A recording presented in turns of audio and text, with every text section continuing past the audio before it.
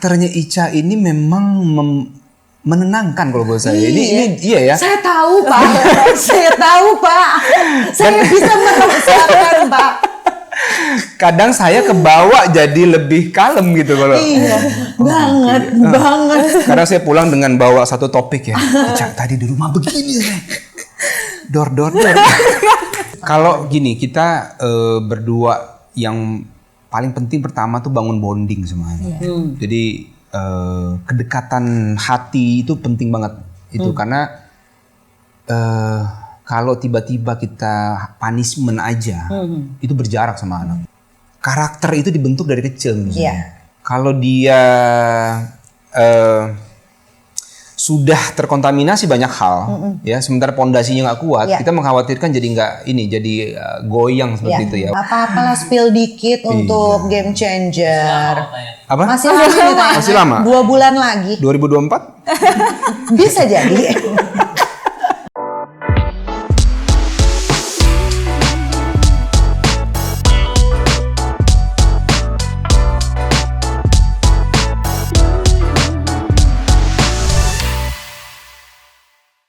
Pernah nggak ada perbedaan pemikiran antara Ica sama Dude nih dalam hal pola asuh? Kalau pola asuh sih sejauh ini alhamdulillah nggak ada ya. Bukan gini kan. Karena dari awal punya anak itu kita memang pengen cepat belajar nih gimana sih jadi orang tua gitu. Ada nggak pola asuh yang salah dari orang tua kita dulu ke kita? Karena orang tua kita zaman dulu mungkin informasi parenting tuh nggak kayak sekarang gitu. Terutama parenting secara Islam, ya kan. Saya mencatat ada beberapa catatan lah dari pola asuh orang tua saya, tapi itu kan sudah dikoreksi dan itu kita nggak mau ulang di anak kita gitu ya. Jadi saya bilang sama Ica, ada nggak dari Ica kira-kira yang Ica bisa kasih masukan pola asuh saya apa pengalaman aja kita masing-masing. Baru selebihnya kita tanya nih sama teman-teman, sama Ustadz Bendri kan ada Fatherman segala macam. Kita baca tuh, kita tanya sama beliau dan ternyata memang guidance kita tuh ini orang-orang yang kita tanya tuh. Bagaimana sih pola asuh dalam Islam? Jadi bukan pola asuh versi kita, tapi bagaimana Islam punya pola yang kita terapkan dalam anak kita gitu. Pertama cara mendidiknya bagaimana? Nggak boleh terlalu, misalnya nggak boleh pukul, nggak boleh membentak dan sebagainya. Mungkin kita pernah dibentak dulu. Saya pernah dipukul mungkin seperti itu, tapi nggak yang sampai parah gitu ya. Memberikan peringatan segala macam.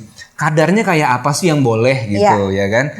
Terus kalau dia sholat agak susah, gimana sih ngajak dia gitu kan, ngajarin dia sholat dari umur sekian gitu.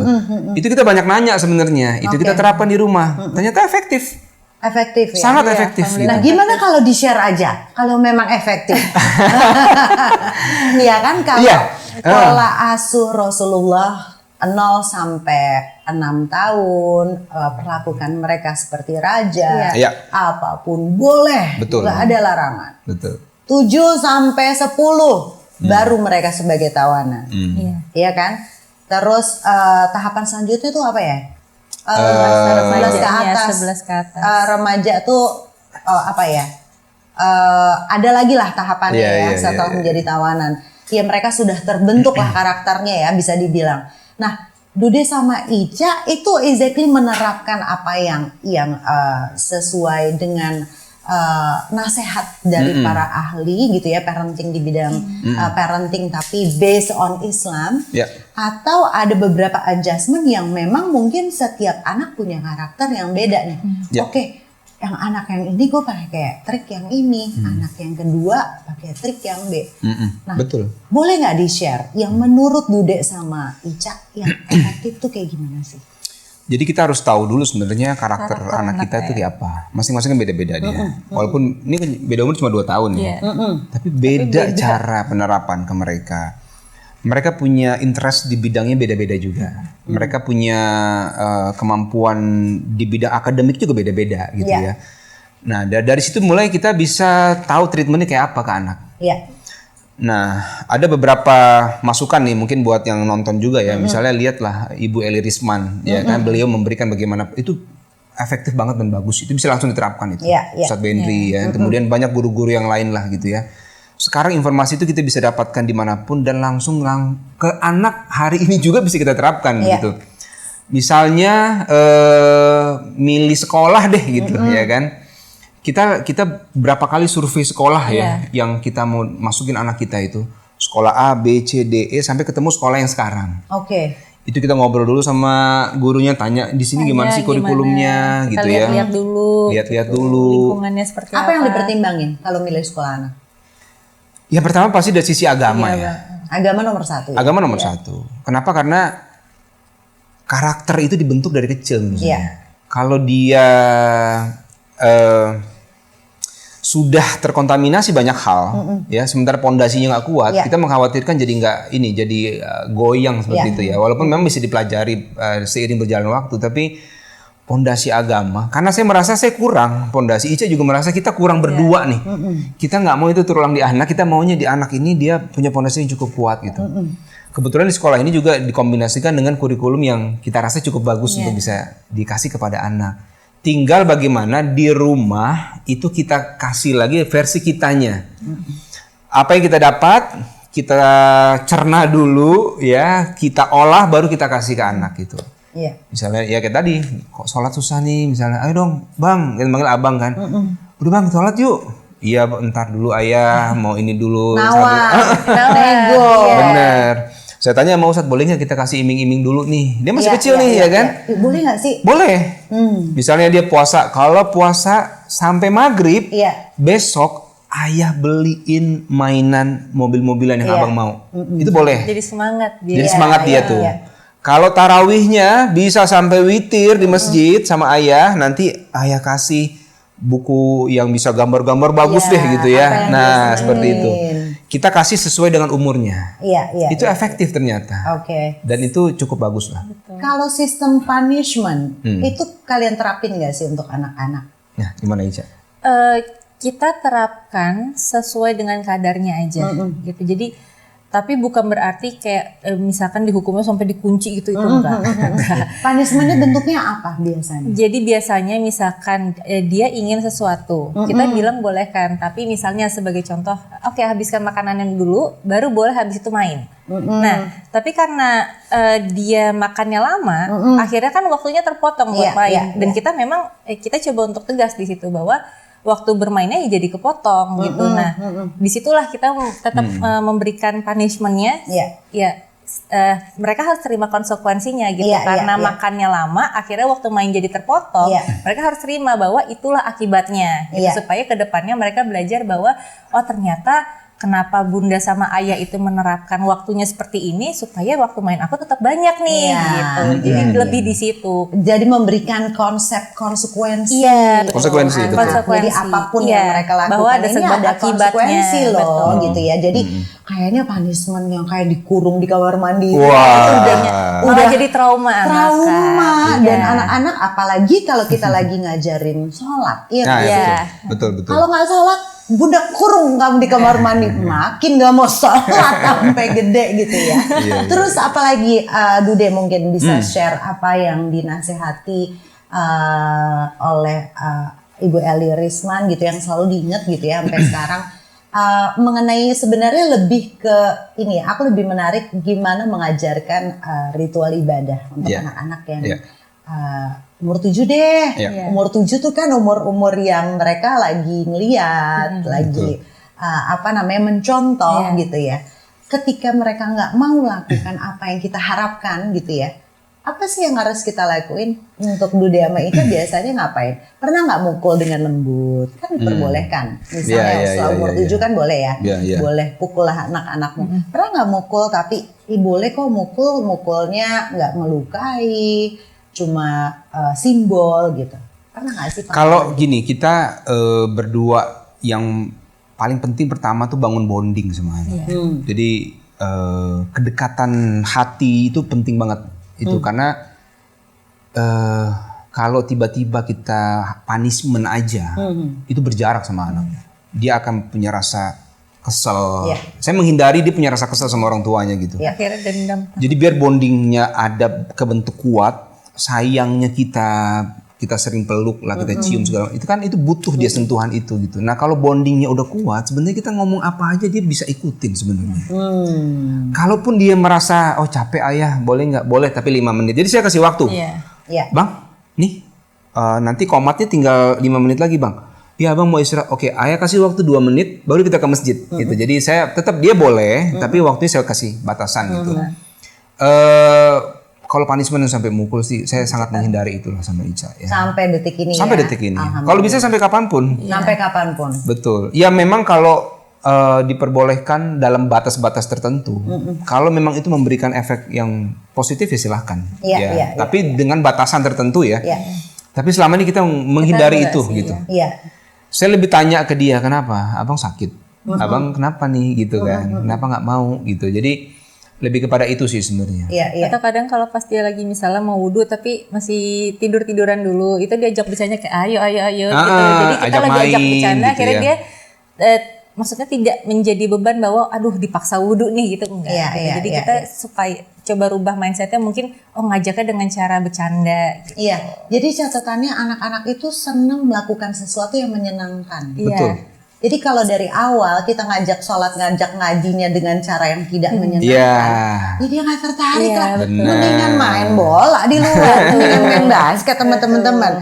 Bunda sama papa nggak seru gitu kan. Jadi emang itu tantangannya ya. Betul. Tantangannya. Dan tantangannya juga satu Mbak, kata kuncinya itu bonding tadi menurut saya. Termasuk sebenarnya adalah siapapun yang bersentuhan sama anak ya, guru di sekolah, guru private dia di rumah, itu mesti ada bonding sama mereka.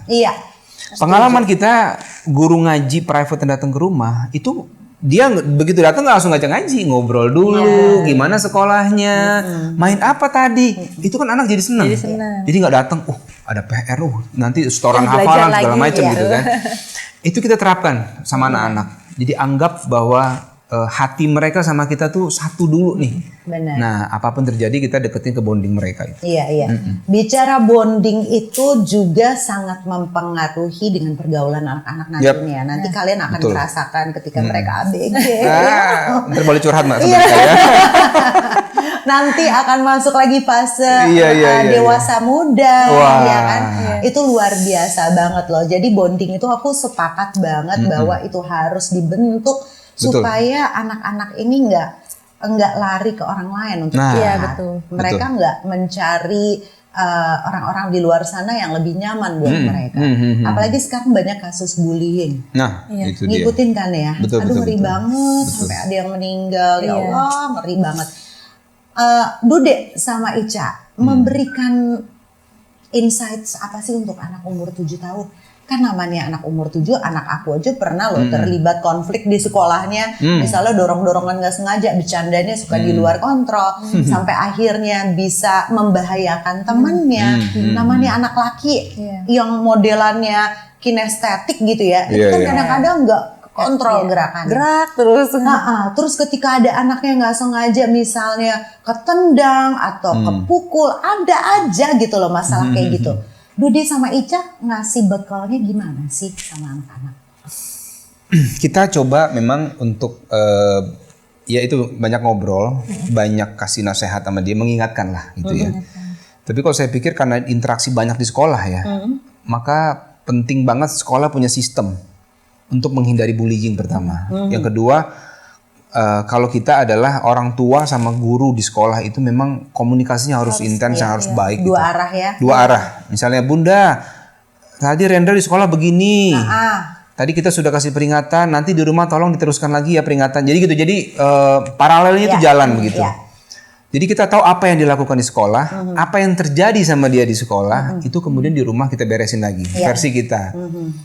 Kemudian kalau bullying yang ini sih memang kalau dari saya karena saya sebagai laki-laki adalah bela diri itu penting menurut saya. Defense ya. Jadi ilmu bela diri harus dikasih kepada anak bukan untuk dia menyerang, tapi dia mempertahankan dirinya. Nah itu yang saya rasakan dulu karena saya dari kelas 1 SD udah belajar karate. Jadi artinya ketika ya saya pernah ada kasus dulu misalnya di sekolah ya, berantem, saya punya ilmunya gitu untuk bisa melawan. Ya kan, jadi kalau ada temen yang ini ya memang kita harus punya pertahanannya. Di samping kita ngomong sama guru supaya itu bisa dihindari. Jadi menurut saya sistem antara guru, sekolah dengan orang tua itu penting sih untuk menghindari bullying itu. Oke, jadi bisa dibilang Dude tetap menanamkan konsep membela diri. Oh iya, Jadi iya ketika betul. mereka ada di situasi yang mengancam, Terpaksa. ya mereka punya ilmunya Betul, untuk membela betul. diri. Itu aku sepakat banget sih, Yes. karena jangan juga kita salah kaprah ngasih tahu anak-anak untuk jangan pernah ngelawan ya. Nah, Kalau dipukul, kamu diam aja, lapor aja ke Miss misalnya. Iya. Tapi kalau situasinya Missnya jauh, terus dia situasinya terancam, nggak ada Betul. siapa-siapa, itu yang kondisi-kondisi itu yang belum terjadi, itu Betul. harus disampaikan ke anak-anak bahwa ini loh yang namanya self defense itu ketika apa, ketika begini, ketika begitu, ketika ini. Karena jangan sampai dia miskonsepsi akhirnya aku boleh kok kata Papa Dude, aku boleh defense, aku kalau pukul balik. Itu enggak, itu juga. Kalau saya bilang jangan pukul, Iya. jangan pukul. Tapi kalau kita menahan atau misal nangkis misalnya, atau menghindar muka Betul. gitu ya. Apa-apa. Itu keterampilan, life skill yang memang harus betul. ditanemin ya. Tapi kalau terpaksa, memang kan kadang refleks dengan mukul itu kan refleks kadang-kadang. Kita kalau diajarin kan, kalau karate kan ada refleksnya kan. Namanya refleks kan itu bukannya sengaja gitu. Tapi setelah itu jangan sampai menyakiti temen. Benar. Ngomong sama miss gitu, ngomong sama guru itu penting sekali. Berarti anak cowok tuh memang harus dibekelin ya. Betul. Perempuan mungkin juga. juga kayaknya. Cewek juga sih. Ini Anak-anakku sih dua-duanya kalau disuruh bela diri, jadi bapaknya aja yang udah minimal basic untuk defense. Ya, itu penting Itu yang penting. Ya.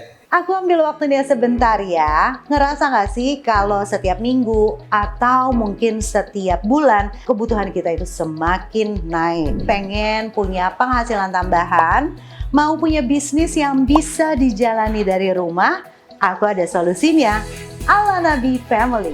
Gabung kemitraan Alanabi sekarang juga karena banyak sekali manfaat yang bisa didapatkan, keberkahan yang melimpah, juga didampingi oleh mentor expert yang pastinya kalau gabung di Alanabi akan berlimpah cuannya. Kalau zaman sekarang karena ngeri banget. Betul. Kalau denger berita bullying tuh kok anak-anak umur masih berapa tuh kok bisa punya pikiran untuk sampai sesadis itu gitu loh. Jadi mudah-mudahan anak-anak kita dijaga ya. Ya, insya Allah.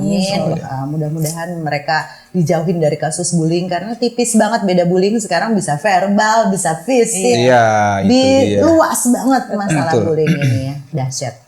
Oke. Masalah anak udah, masalah nikah udah, sekarang ke hubungan kalian berdua. Wah. Yang tidak ada gosip. Kenapa sih kalian meng-create diri kalian tuh ini hasil personal branding atau memang kalian segitu mulusnya pernikahannya? Wah. Berat ini. Gimana Ica? Kalau dibilang mulus, kayaknya nggak ada pernikahan yang mulus 100% tuh pasti nggak ada ya. Iya.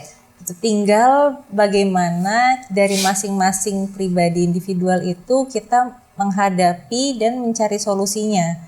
Gitu. Apakah kita ingin menghadapi semuanya dengan dor-dor gitu ya? Cara dor-dor gitu ya. Ngomong dor-dor kita kita yang ditembak juga agak gimana? Mau ditembak nih ya kan? Apakah kita mau menghadapinya dengan dor-dor? Beda kan? Iya. Bener. Iya, terus gimana ya Mbak kalau dor beda gitu. Beda kita tuh. Iya. Terus iya, atau ya kalau maksudnya kayak memang kita ingin kita duduk bareng-bareng. Karena kita harusnya dari awal itu paham bahwa kita menikah itu dengan orang yang bukan kita gitu. Isi kepala kita berbeda, pengalaman hidup kita berbeda, background keluarga berbeda, lingkungan pun berbeda gitu. Walaupun mungkin kita sama-sama dari dunia entertainment, tapi kita berbeda gitu semuanya pastinya.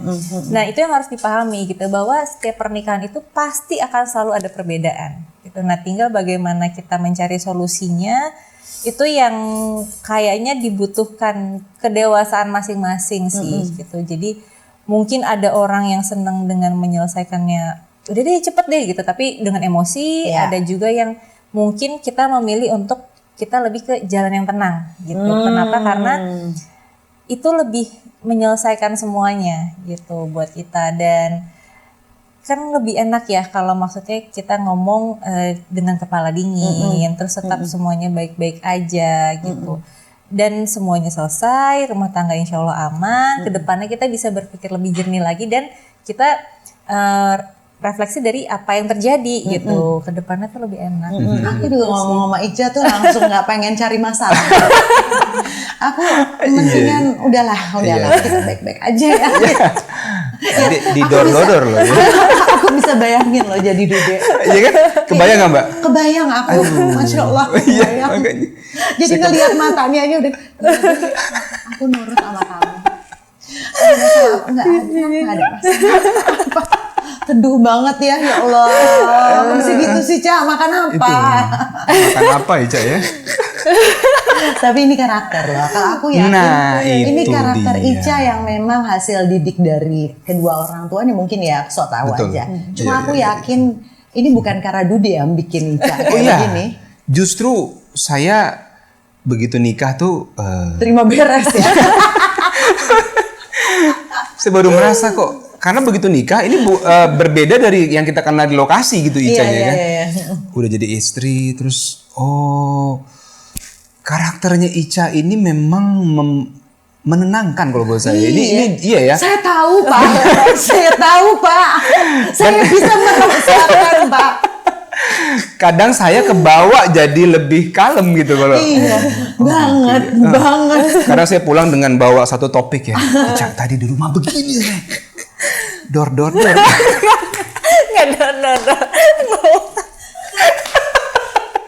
Aku ngebayangin loh. Iya. Boleh sekali datang ke rumah nih Mbak. Nginep semalam aja. Dor aja ya. Ya Allah. Itu sebenarnya berkah loh. Alhamdulillah ya. Betul. Iya kan, kalau baby kan dapetin aku PR-nya banyak nih. Gimana caranya nih gue bisa ngalahin udah Aries, Batak gitu kan. Waduh. Gimana nih ya caranya ya. Dia udah cuma ngelus dada sambil istighfar gitu kan.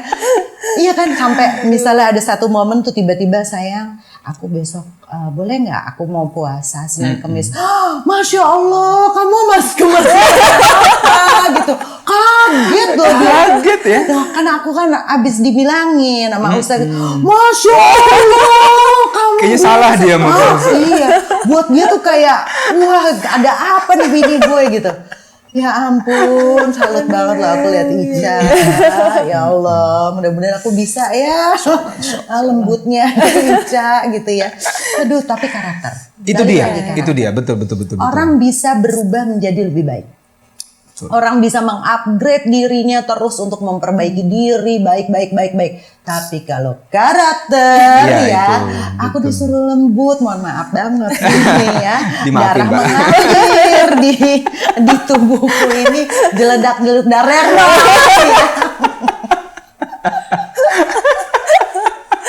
Tapi cocoknya kalian berdua ini mungkin karena sosok Dude juga yang memang ngayomin ya. Jadi ketemu lah nih sama Ica yang modelannya tenang kayak botol ketemu tutup. Wah. Iya kan? Mungkin jadinya kalian klop-klop aja gitu. Alhamdulillah. Tapi yang justru kita pengen belajar dari Ica sama Dude ini sebenarnya banyak tekanan-tekanan dari luar yang mungkin ngerasa kayak apa ya, media deh misalnya. Dude sama Ica tuh kayak miskin berita karena buat media mungkin bad news is always a good news. Tapi kalau ke kalian kan mungkin susah gitu loh untuk nyari berita-berita yang kurang enak gitu ya dari kalian. Ini sebenarnya apa memang kalian pernah nggak mengalami satu titik terendah dalam hidup yang kalian berdua tuh ngerasa kayak gila ini tuh benar-benar batu loncatan kita menuju ke pendewasaan pernikahan. Kalau aku ada ya, ada zero ibaratnya titik terendah dalam hidup pernikahan kita tuh yang kita ngerasa ini yang membuat kita makin solid gitu loh. Kalian pernah nggak ngalamin ada saat, jangan bilang enggak ya. Tolong dong hostnya. Iya. Ini lagi ngorek. Jangan mulus-mulus aja, tolong Betul. banget. Please. Gimana? Kita itu secara jujur tuh memang alhamdulillah.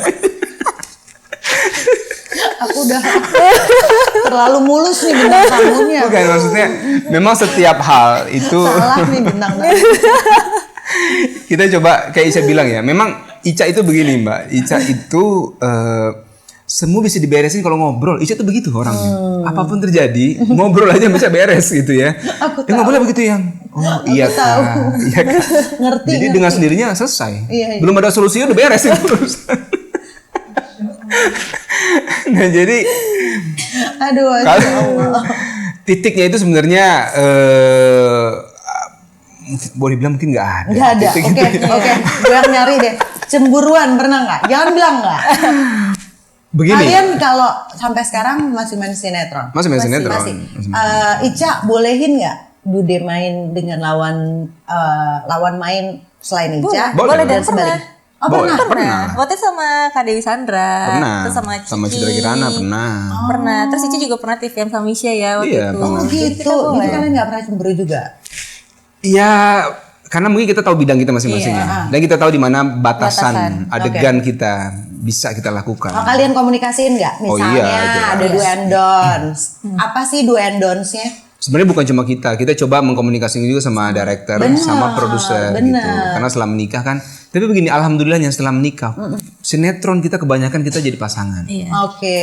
Bukan cuma sinetron, iklan, segala kerjaan- macam itu kerjaan lain kerjaan itu kita memang dipasangkan di situ. Nah, sampai kemarin sinetron terakhir juga yang rencana mau syuting itu kita berpasangan juga di situ jadi suami istri. Kalau di luar itu misalnya, sebenarnya produser sutradara sudah tahu dengan sendirinya. Iya, iya, Oh, Dude iya, Ica iya. tuh pakemnya di sini. Iya, Tanpa iya, kita iya. ngomong mereka udah paham. Iya, sebenarnya. iya, Jadi iya, iya. alhamdulillah sih lancar aja sih sampai hari ini. Jadi so far nggak ada masalah lagi ya, nggak ada masalah lagi untuk itu ya. Nggak ada. Iya. Paling gini kalau masalah-masalah itu kayak tadi misalnya ya, gimana sih anak kita nih gitu kan? Karena bertambah umur, tantangannya berbeda. Seperti sekarang misalnya gimana supaya gadget itu nggak terus jadi mendominasi dialah gitu kan. Iya, itu paling berat juga. Itu dia, ya. game online segala macem. Kita coba alihin yuk. Apa nih? Kita coba bikin permainan yang physically lah Iya, gitu kan. iya, Saya lebih suka dia main bola lah atau dia Rumah berantakan nggak apa-apa deh. Iya, gitu nggak ya, apa-apa. Daripada mereka harus terlalu ke Gadget. gadget. Ya. gadget itu bener. saya juga pusing lihat itu kan kalau gadget Benar-benar gitu ya. time management untuk anak-anak main gadget Betul, itu ya. betul. Kadang-kadang tuh tarik ulur. Karena kita kasih batasan waktu pun dia protes kan. Dia protes. Iya. Kenapa ayah? Ya. Atau Ah, bahkan kalau kita PR-nya adalah dia nanya, kenapa ayah kita ajak, yuk kita main yang lain. main yang Nah, kita mesti punya jawaban itulah. Benar. Kalau kita nggak coba ada pikir. tawaran dari ayah ya buat Iya, apa? dia mendingan dia diam aja mau ngapain kasih kan? sendiri. dan termasuk kita juga sebagai orang tua harus kasih tahu alasan kenapa misalkan kayak di sekolah mungkin temennya ada yang main game A gitu ya, tapi kita memang tidak boleh kan gitu. Iya.